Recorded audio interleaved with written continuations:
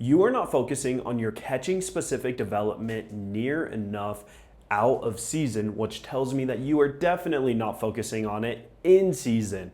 So in this video, I'm gonna show you exactly how you should be going about improving your overall catching skills in season versus out of season and how that looks. So stick through this entire video so you can see the difference and how you can apply it right now depending on which season you're in. So you can improve your catching in order to have that best season of your life this year. Without further ado, I am Coach Brock Johnson, founder and CEO of Backstop Built, the complete catchers training program, where I like to explain things to catchers in a way that they're actually going to understand so they can go and apply it for themselves of what they need to do. And today we are obviously talking about how you can make gains in season and then how you should be doing that out of season. I want to be very, very clear. This video is just about your catching specific skills and how you're going to be going about that. This has nothing to do with the actual weight room or anything along the lines of you doing some sort of strength or speed work. Now, I will say it is going to be a very similar idea. Just do not take this and apply it to the weight room because there are some differences. This is going to be for your catching, blocking, throwing, receiving, in your overall mentality. Just to be clear, that is in a completely separate video that I have, but you could still take a very similar idea to what we're gonna be talking about today. So let's dive right into what the differences are. Okay, first and foremost, in season, you need to get in the right mindset of what we're trying to accomplish. And the overall thing that we're trying to do in season or out of season is make gains. Okay, I know this sounds very, very controversial to you, but I had a really, really good coach once tell me that you should be trying to make gains in your development no matter what the season is, no matter what the month is, you need to be making gains. Because think about it, if you work 9 months out of the year to make gains and then you play a 3-month season and then you're just trying to maintain, you're taking 3 months off from getting better. You're just trying to maintain.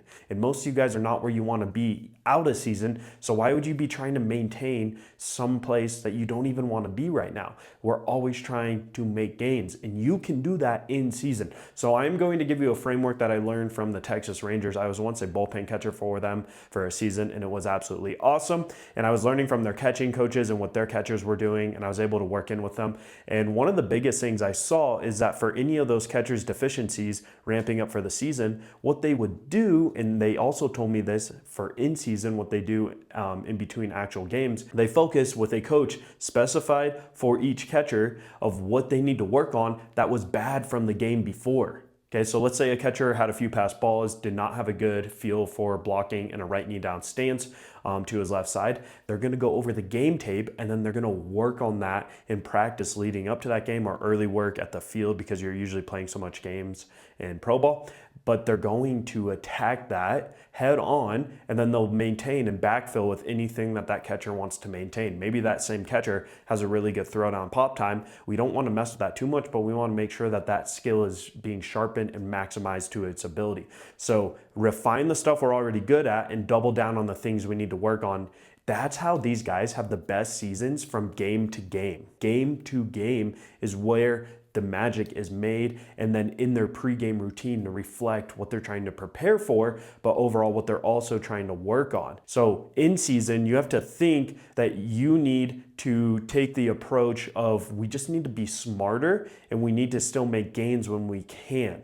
And this stuff works, guys, but most of you guys are gonna take the next however many weeks off because you're in season and you're just like, oh, I've worked so hard to get here and now I need to finally chill and just go play baseball. Absolutely not. And especially if you're in high school and you're playing about 20 to 25 games with playoffs, depending on what state you're in, it might even be 30 games. That is nothing. That is absolutely nothing. So what are you really doing in between those games to maximize the best season of your life? Because what that looks like is, okay, I had a really bad game on Monday blocking. Let's work on that before my game on Wednesday. Okay, sweet, Wednesday I got better, but now my throwdowns didn't feel so good. Let's work on that till then. That's how you make strides in your development because there's always gonna be a small leak that we need to fix and then find a new feel. That's just how it is. So I'm going to be showing you that framework on this visual so it can help you overall. Number one thing we're trying to do in season is stay healthy. This is number one right here because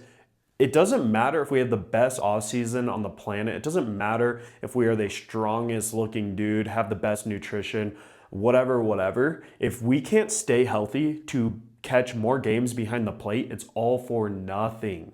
Okay, I know that sounds crazy, but think about it. Like, we want to be on the field playing. So in season should not be hurting us. And what that looks like is maybe we've thrown a lot. Maybe we had to warm up a pitcher who likes to long toss. We don't really long toss, so our shoulder is a little sore. And then now we have to go back there in a couple days and catch another game. Probably not a good idea to do max velo throwdowns or something along those lines. That's really gonna hurt us, because we're trying to chase a pop time. So biggest thing is stay healthy. What's gonna complement us to make gains in our blocking, throwing, receiving, and stay healthy. And just to be clear, when I say make gains, that means make progress, okay? It's similar to like making gains in the weight room, like putting on muscle. That's what I mean by making gains. So dropping your pop time, improving your blocking in all stances, and then same thing with receiving. And then that overall situational awareness, which comes from game-like experience. And then now we're gonna compare that to out of season. So in season, we're trying to stay healthy. Out of season, we are for sure trying to stay healthy, because if we hurt ourselves out of season, that does us no good, and that's gonna prohibit us staying healthy in season. But out of season, we wanna prepare our body for that impact of what we're going to have to do. Realistically, your arm needs to start to ramp up, and you need to prepare that out of season, because it needs a certain amount of stamina, because catchers throw the ball more than anyone out there. So it's probably not a good idea to not focus on your arm recovery out of season. I like to think of out of season preparing yourself for the load going forward, and look in a full season span. How many balls do you think you're gonna block? How many times do you think you're gonna be in a squat? How many times do you think we're gonna have to receive? That's a lot of strain on the shoulder, things like that. We need to build that up out of season with more reps, okay, more volume. And then that's gonna lead me into the next part, which is, what does that training actually look like? So I like to think of in season of consistency over volume. Volume means like multiple reps, how much you're actually doing. The actual quantity, I like consistency more with lower volume. So what that would specifically look like is, if you're struggling with blocking in season, you can focus just 10 minutes a day before practice, pre-game routine, on actually working on your blocking. Doesn't sound like a lot in the moment, just 10 minutes a day, but that's gonna be an hour of you focusing on your blocking, and then you a week, and then you actually doing that daily, and that's gonna mean more than if you just did it one time a week for an hour and a half, 2 hours, okay? So consistency over volume. Obviously, you're not just gonna be doing blocking, you're probably gonna be working on your throwdowns and receiving throughout the season. So that's why we need to maximize our time, because you're gonna be tired, you're gonna be mentally drained, you're not gonna be as motivated to go train after a game on a Saturday or a doubleheader, but it needs to get done somewhere. So probably best to do that before game as a pregame routine as well. The difference for out of season is the volume plus intent is higher, okay? The intent of what we're trying to do is higher. We're trying to challenge ourselves out of season. We're trying to challenge ourselves in our development. How many reps can I get at perfect form? Do not sacrifice form for reps. How many balls can I receive off the machine with the perfect form, okay? And how can I build that? That's gonna build the right muscle groups. That's gonna build the right flow, direction, timing, just for receiving as an example. That's what you need to have out of season. So volume's going to be high. That's why these arrows are up, and intent's going to be high. Here, volume's gonna be low, but intent's gonna be high, okay? Consistency is going to be high as well. So the intent needs to just be different here versus here. This is more of a high intent of we're trying to challenge ourselves. This is more a high intent of we're trying to be smarter, not work harder, and then we'll get to that at the end as well. Another key difference we're gonna get into is pre-game plus recovery for in season. Some of the biggest things that are going to matter is what you do before the game and then what you do after the game. That is genuinely such a big impact for catchers. Most catchers are not doing the second one, and if you're being honest with yourself, you probably aren't either. Recovery, guys. Recovery is huge. We throw the ball more than anyone on the field. We literally throw it like 200 times a game of us just throwing it back to the pitcher. Runner goes, now we need to pull that bow and arrow. That's a lot of strain on the arm, on the biceps. A lot of guys don't decel well when they throw, so they just kind of snap it back to the pitcher. Then you have to do the full motion. So you're gonna have to recover your arm, but guess what catchers are using the most? Even if you're doing knee down stances, your legs, okay? So we need to recover our legs after the games. Don't just go home, sit on your butt, maybe do some homework. You need to take advantage of that window of recovery right after your game as soon as possible to prepare yourself for the next game. And don't tell me, oh, well, I practice the next 2 days. You still need to cool yourself down and take the proper precautions of recovery. I learned this from training out of season when I was trying to train for pro ball. I was surrounded by a lot of MLB pitchers I was blessed to catch on the daily pretty much, and they are the best throwers in the world, right? So I was observing their recovery and what they do, and they take it super serious. As much time, honestly, as they spend on warming up, a lot of them were spending very similar time on recovery. And these guys would come in day after day throwing high velo. Obviously, it's no secret why. But before the game ends, or before it even starts, this is where we're focusing on pregame right here. And pregame is like your pregame routine. And this is something I really wanted to dive into because a good pregame routine should reflect warming you up specific to how you want to be warmed up and how you're going to feel confident before a game, but also taking advantage of that time to work on the stuff that you need to work on without psyching you out in your brain of thinking like, oh my gosh, I need to work on pop times, but I'm about to go play a game and what if they steal? That's not what I'm saying. This should be warming up all attributes of your catching so you can have a great game, but spending a little more time on the things that you know need improved. And you got to be honest with yourself, man, because in this game it's mental. And the more honest you could say, okay, my throwdowns aren't where I want them to be, but I can still hose guys. I can still throw runners out. And we're about to play a team that has a bunch of fast guys in the scouting report. I'm not sitting there saying, wow, I'm doomed, I better work on this. It's more of like, let me prepare and warm up so I have my maximized mechanics for that day to give myself the best chance.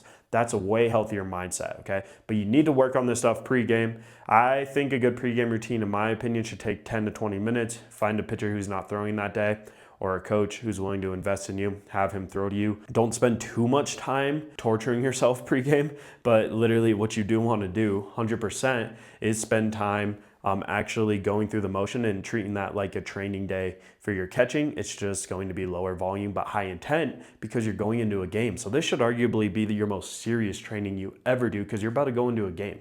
I see so many catchers with the worst pregame routine and then they wonder why certain attributes in their game reflect that. And it's because they're not prepared mentally and they're not putting them in a game-like scenario pregame to actually be successful for that.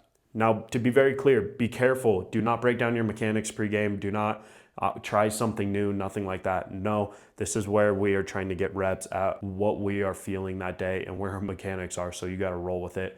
Then we use practice in between to actually work on that. Like, okay, pregame, my throwdowns felt weird. In game, it was reflected that. Practice leading up to next game. That's what you're working on. All right, all aspects improved are for out of season. So out of season, we are trying to maximize improving literally everything about our catching. Literally everything all day long, not trying to get too many reps necessarily, because don't fall into the trap of like, let me get 100 reps a day blindly and not even do anything right. But hey, I worked hard and a few of those reps surely will pay off. No, that bad will always outweigh the good. So you want to improve all aspects of your catching development. That is kind of the difference here for in season. You want to double down on what you need to work on, but still warm up the things that you are doing pretty good at, because we always want to have those tools in our tool belt. Out of season, no matter what you're good at, what you're bad at, all aspects need to improve because you need to close the gap.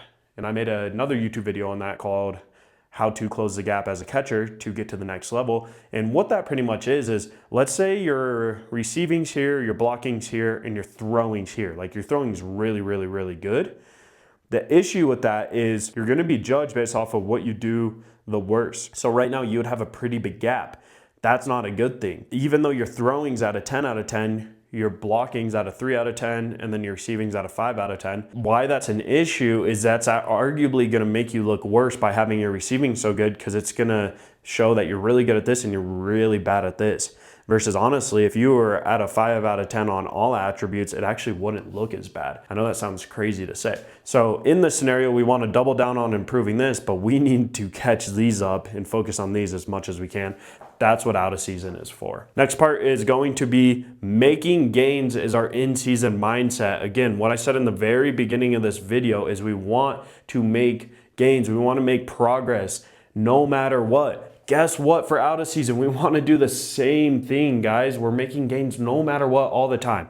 Again, a lot of you guys are playing so much baseball, so much club ball. And if that's the case and you don't have the mindset to make gains while you're playing games, then you are never going to get better. Think about that. Actually think about that. And most of you guys want to play college baseball. Most of you guys want to play in the SEC one day, Division I at any level. Yet if you're playing spring baseball at your high school, then straight into summer baseball club, then straight into fall baseball, how are you going to have time to focus on your catching development? You literally would only have, what, 8 weeks in the winter before the next spring to focus on that? And you think that's enough to catch at these high levels. That's why I'm making this video, so you guys can understand that you are doomed if that's your mindset and what you're doing right now. And I mean that with love, but you need to know this now. So the better you can get at making gains, making progress in season, in your spring high school season, that's the one most of you guys care about the most, or you should, then it's going to make it easier when you're out of season, which to me, out of season means you're not in spring season. It means you're just playing club ball.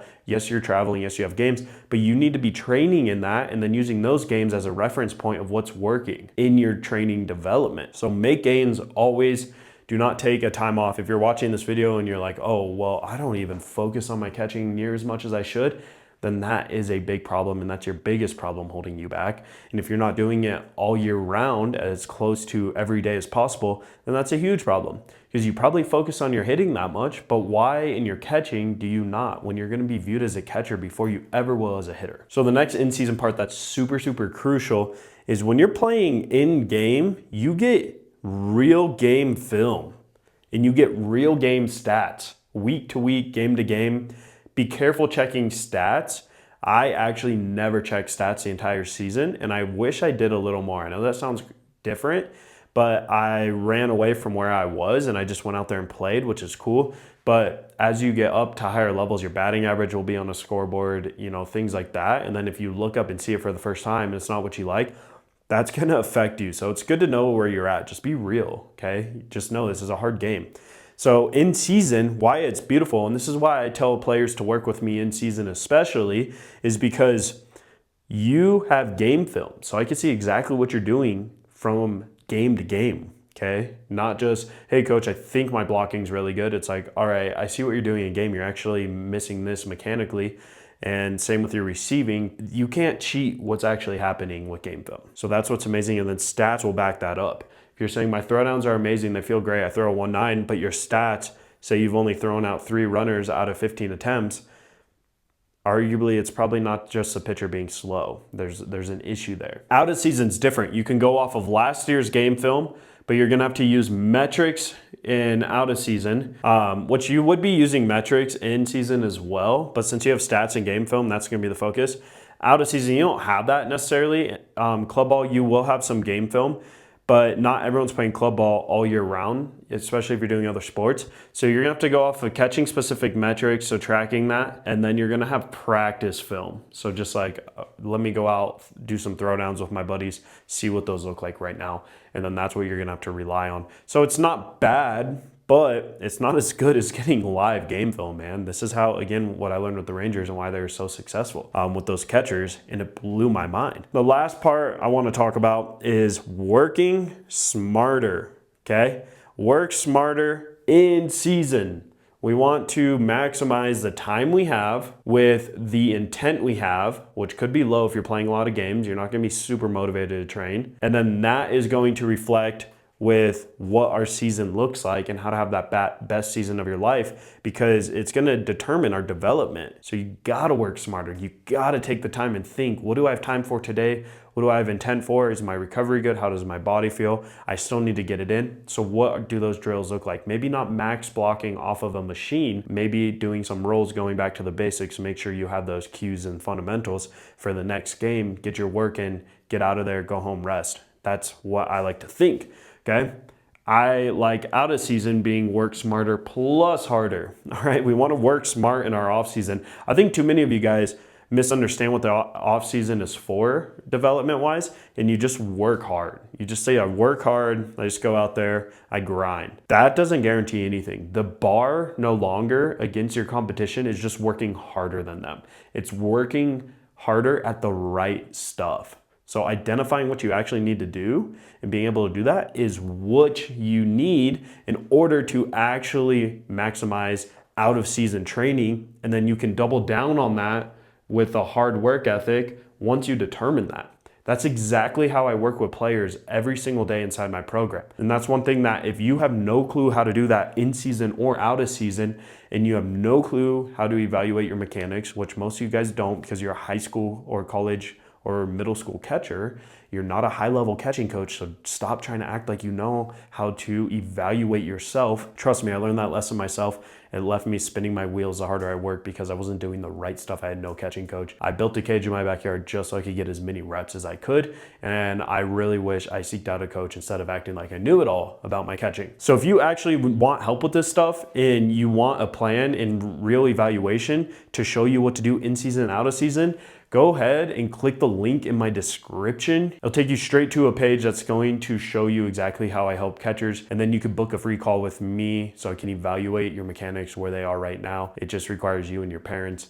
And then I can show you exactly how it'd help you and if you're a good fit to work with me. Simple as that. Just want to extend that. If you have no clue what you should be doing, if you watched all this and you're like, okay, great, how do I apply that? Yeah, that's obviously really hard to do. But information is king first, so we wanted to go over this for you. The overall thing I'm trying to say is whether it's in season, out of season, you need to be focusing on your catching way more than you think you do. And that's the sad part is everyone wants to catch at a D1 level, but right now there's such a drop off from kids that actually play D1 to the rest of everyone because they're elite. They're good for a reason. They're doing something right. And then every other catcher who's not the 1% is not. They're not focusing enough on their catching. They don't even care about any of this. Some of you guys won't even care about this or apply it. And that's totally okay. Not everyone actually wants to turn their dream into a reality. Some kids just want to dream. Everyone wants to play at the biggest D1 school. Nobody wants a work ethic or plan to back that up and actually work smart towards that goal, not just throwing a bunch of crap at a wall hoping it sticks. I hope this was able to help and you understand overall catching development, what you should be doing, what you shouldn't be doing, and how to go about that. It's going to look different for each player. Again, if you want my help, check out that link in the description below. Without further ado, please subscribe to the channel so you don't miss a free, in-depth catching development video just like this one, and then you can also see exactly how I work with the guys inside my program. Also like this video while you're at it as well, and just remember there is a way for whatever you want to accomplish, whatever goals you have, there is a way, but you have to find that right path. And you need to ask yourself, does that look like guessing and coaching myself, or only seeing a coach 1 hour a week, or just doing group workout practice? That's for you to decide. I say all this because I care, and I hope you have a great season this year. God bless. Stay the course.